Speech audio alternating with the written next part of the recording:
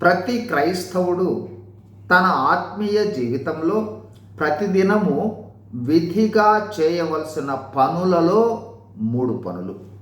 1 ప్రార్థన, 2 వాక్య పఠనము, 3 సువార్త ప్రకటన. ప్రార్థన మనము దేవునితో సంబంధము కలిగి ఉన్నాము అనే విషయాన్ని తెలియచేస్తుంది, నిర్ధారిస్తుంది. క్రైస్తవుడు విధిగా రోజు ప్రారంభం నుండి అవకాశము ఉన్న కొలది ప్రార్థిస్తూ రోజు ముగింపు కూడా ప్రార్థనతో ముగిస్తూ ఉంటే మనము దేవునితో ఎడతెగని సంబంధము కలిగి ఉన్నట్లుగా గుర్తించవచ్చు. 2వదిగా వాక్య పఠనము. వాక్యము అంటే ఆత్మీయ ఆహారము లేదా జీవాహారము. ప్రతిదినము మన ఆత్మీయ జీవము కొరకు, ఆత్మీయ వృద్ధి కొరకు, ఆత్మీయ శక్తి కొరకు వాక్య పఠనము లేదా వాక్య ధ్యానము అవసరం.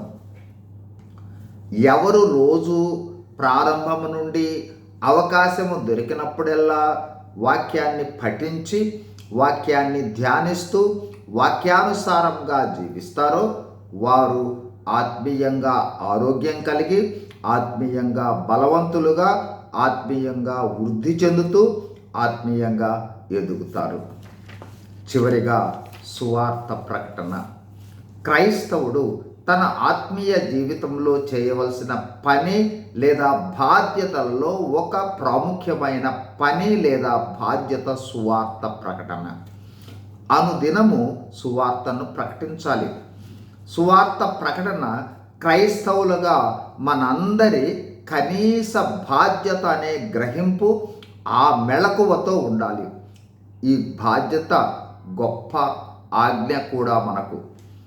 అయితే చాలామంది క్రైస్తవులమైన మనము ఈ 3 పనులలో నిర్లక్ష్యం చేస్తూ ఉన్నది సువార్త ప్రకటనను.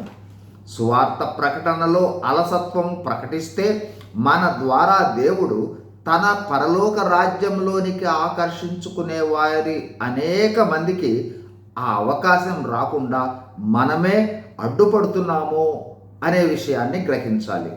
మనం సువార్త ప్రకటిస్తే చాలు, దేవుడు తన రక్షణ కార్యాన్ని జరిగిస్తాడు.